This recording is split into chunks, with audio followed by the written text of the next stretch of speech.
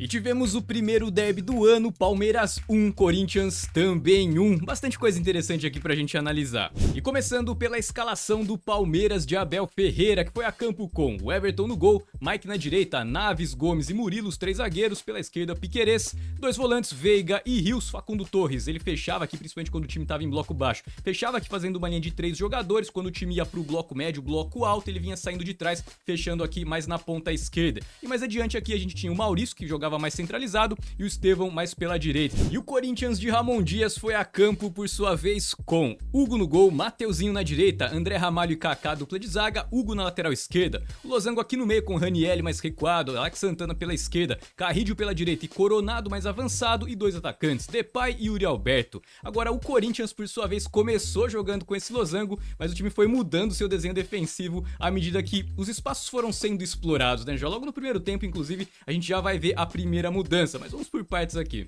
E só olhando os desenhos defensivos e o primeiro ataque praticamente do Palmeiras, o plano de ataque do Abel Ferreira já começou a ficar bem claro. O que o Palmeiras fez então, logo aí no 1 minuto de jogo, ó, levou essa bola pra direita e vai trazer essa bola pra esquerda. Então nesse caso o que acontece, né? A gente vai conseguir ver o losango do Corinthians se deslocando lá da esquerda, vindo aqui pra direita. Com esse balanço então, né, o Palmeiras levando pra direita e depois trazendo aqui pra esquerda, você acaba então deslocando muito esse losango. E o que acontecia é que a marcação ficava toda desencaixada nessas jogadas de inversão. A bola vai chegar aqui no Murilo, agora dá uma olhada como ficou o encaixe de marcação quando o losango teve que se deslocar da esquerda pra direita. O Mateuzinho tá fazendo a marcação aqui do Facundo Torres, aqui pelo meio a gente tem o Maurício atraindo a marcação aqui do André Ramalho, o Carrídio tá batendo de frente com o Murilo, e aqui pelo meio a gente tem o Coronado então marcando o Richard Rios, quem tá completamente livre, né? O Piquerez passando aqui pela esquerda, isso é minuto 1. A bola vai chegar no Piquerez e até o Carrídio trocar a marcação e pressionar o Piquerez, ele vai ter bastante liberdade, né? Pra dominar, levantar a cabeça e procurar alguém se movimentando. Mas o Palmeiras tinha uma movimentação programada, isso se repetiu. Como eu falei, nesse primeiro lance já ficou evidente, é o que? O Facundo Torres, ele se apresenta pro jogo, então atenção aqui ao Facundo Torres, ó.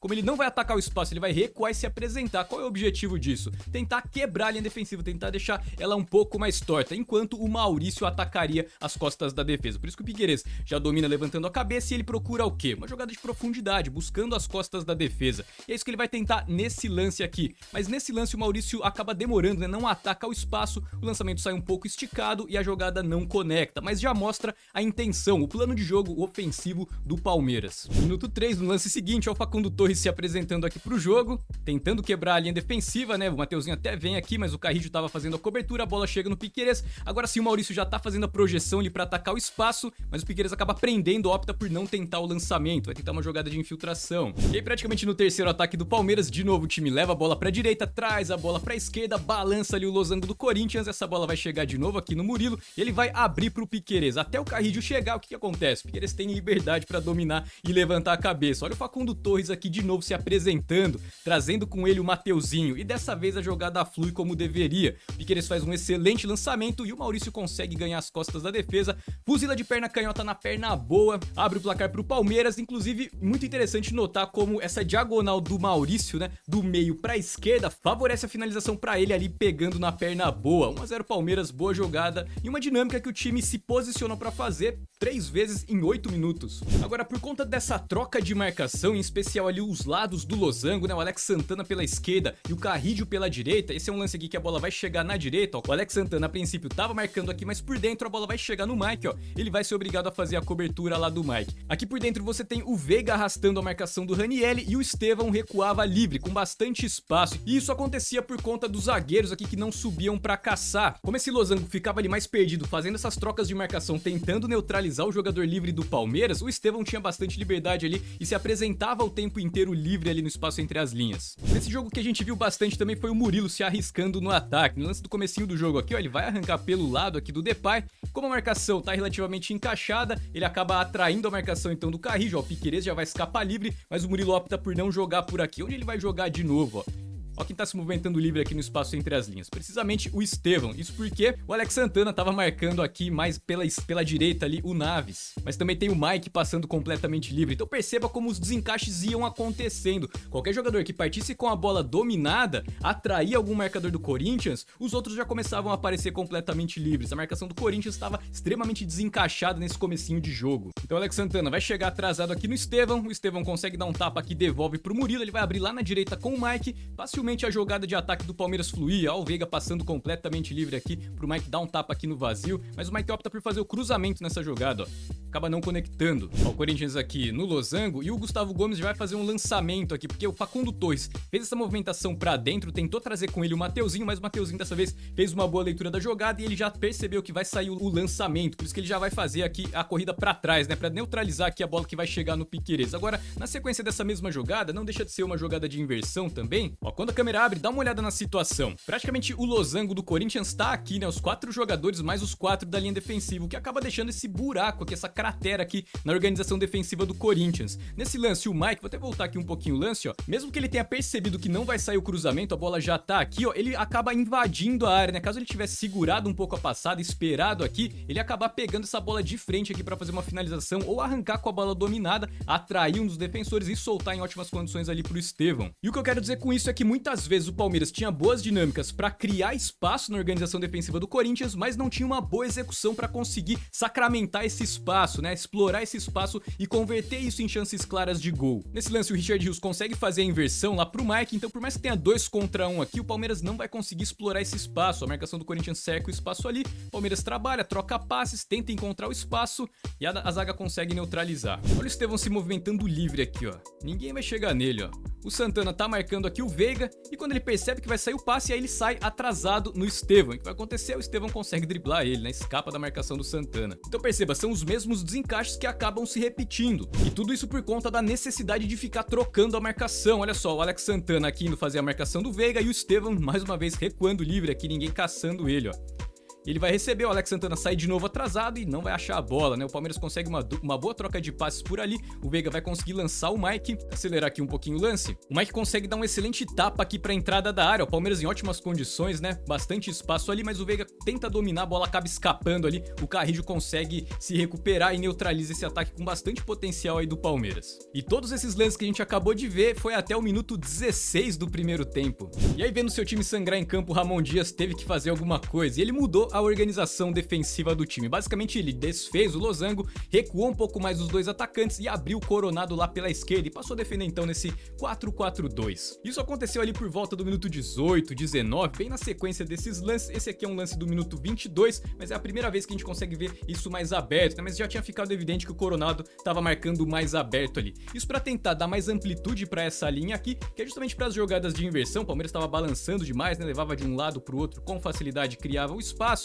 para conseguir manter a marcação mais encaixada. Então agora você tem o Carrillo batendo mais de frente com o Piquerez, o Coronado batendo mais de frente aqui com as descidas do Mike. Agora obviamente se você fecha alguns espaços, outros podem aparecer. E os espaços que começaram a aparecer foram aqui pelo corredor central. O Richard Rios começou a encontrar muito espaço, o Murilo começou a encontrar muito espaço aqui porque ele ajudou bastante na criação do Palmeiras. Esse lance aqui mesmo é um bom exemplo, ó, de como o Richard Rios vai se movimentar livre, ó. Ele faz o passe, se movimenta aqui livre, o Alex Santana tenta sair nele, mas ele tem bastante espaço para distribuir o jogo, fazer essa circulação funcionar, mas de maneira geral perceba que pelo lado do campo a marcação passa a ficar um pouco mais encaixada. Aquela primeira grande vantagem do Palmeiras acaba desaparecendo. O Coronado marcando bem aberto pela esquerda, o que a gente começou a ver logo na sequência, minuto 26, foi o Depay recuar. O Depay começou a marcar o Richard Rios, isso também foi uma outra mudança, uma pequena mudança, né, naquele 4-4-2, ó, o Depay aqui se enroscando ali com o Richard Rios, e o que aconteceu? O Murilo começou a ficar muito livre, né? Então quando a gente tinha uma linha com 2, com o Depay mais pela esquerda e o Yuri Alberto ficava mais pela direita, o Murilo não encontrava tanta liberdade, né? Por mais que ele já tivesse tentado algumas arrancadas por ali.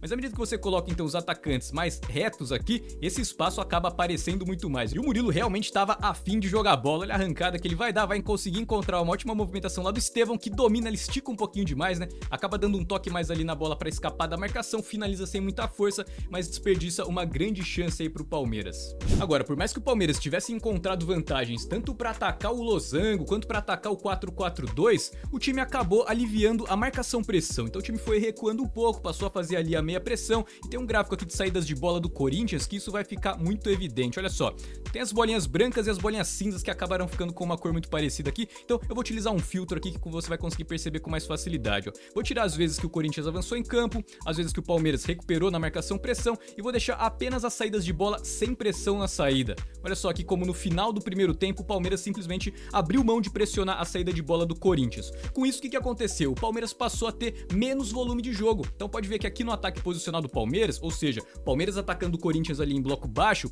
tem um buraco aqui no final do primeiro tempo, pouco volume de jogo, né? Teve só uma jogada aqui de cruzamento e uma jogada aqui de posse de bola perdida. Ficou realmente ali um gap, então, entre o Palmeiras ter essas boas jogadas, ó, jogadas com bom potencial de perigo aqui, e depois o time simplesmente não teve muito a posse de bola por opção estratégica mesmo, opção tática. O time passou a dar uma descansada ali, fazer aquela meia pressão. Com um pouco mais de volume de jogo, o Corinthians não tinha muitas vantagens para atacar o Palmeiras, mas conseguiu levar perigo no minuto 36 nessa cobrança de escanteio, ó. Levantamento pra área, ela sobra pro André Ramalho, ele finaliza e o Everton faz essa defesaça e salva o Palmeiras do empate. Agora, mesmo sem muito volume de jogo, o que aconteceu é que o Palmeiras, nas vezes que tinha a posse de bola, continuava encontrando vantagem, mas também acabava pecando na execução das jogadas. Olha aqui, o Palmeiras de novo vai trazer a bola aqui pra esquerda, vai conseguir encontrar espaço, ó, vai trocar passes, vai atrair o bloco de marcação do Corinthians, a marcação fica mais bagunçada ali, ó, o Murilo se apresentando aqui pro jogo, né? Bastante liberdade encontrou o Murilo. Olha o Veiga livre aqui, não tem ninguém nem pra pressionar ele, né? Então, caso o Murilo fizesse esse passe, o Veiga poderia também fazer uma jogada parecida com a que eu sugeri aqui anteriormente do Mike, né? Pegar essa bola mais de frente, tentar uma finalização mais aberta, ou carregar aqui pra cima da marcação, quebrar a linha e acionar o Estevão em ótimas condições. O Murilo acaba tomando a decisão errada aqui, né? Tenta uma jogada ali por elevação, que é um pouco mais lenta, né? Então a zaga consegue fechar, porque a compactação defensiva tá toda ali naquele setor. Agora, sem dúvidas, uma decisão que acabou se mostrando muito acertada foi colocar o Depay pra pressionar o Richard Rios. Afinal de contas, foi o Depay que roubou a carteira ali do Richard Rios, puxou o contra-ataque, serviu o Yuri Alberto aos 42, ele bateu bem demais cruzado ali na perna direita, o Everton acabou dando uma escorregada, mas de qualquer maneira a Corinthians empata o jogo no finalzinho do primeiro tempo. Agora, obviamente, por mais que o Corinthians tenha empatado a partida no finalzinho do primeiro tempo, tava muito claro que o time tava correndo atrás da bola, né? Só conseguia ficar com a bola nos momentos que o Palmeiras baixava um pouco mais as suas linhas, mas toda vez que o Palmeiras tinha a posse de bola, os desencaixes de marcação estavam muito evidentes, tanto no losango quanto no 4-4-2. E aí o Ramon Dias fez uma terceira alteração em termos de desenho defensivo, né? O que ele passou a fazer foi jogar no 5-3-2. Essa decisão acabou se mostrando acertada do ponto de vista defensivo, o time passou a oferecer muito menos espaços pro Palmeiras, a gente vai entender o porquê. Agora acabou abrindo mão também de uma boa jogada do Corinthians, que é justamente a jogada de contra-ataque que o losango acaba favorecendo muito mais. Como a gente viu até aqui na análise, as posses de bola do Palmeiras, jogadas de inversão, era onde o Corinthians sofria mais. Então aqui é uma jogada que o Palmeiras estava lá pela esquerda, perceba a diferença, o Palmeiras vai trazer essa bola aqui pra direita. Olha aí o Corinthians no seu 5-3-2, Palmeiras na sua organização ofensiva,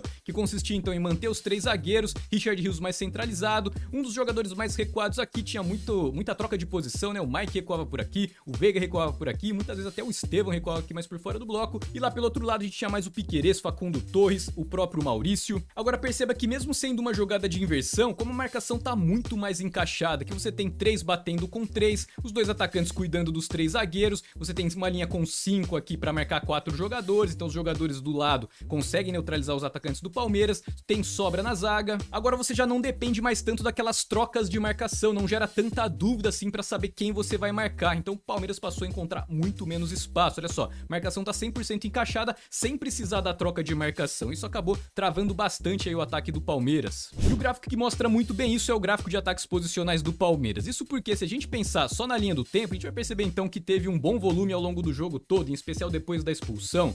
Agora, o ponto importante aqui é se a gente fizer um filtro qualitativo, ou seja, quais jogadas o Palmeiras tentou em cada tempo ou em cada período do jogo. Olha só que interessante.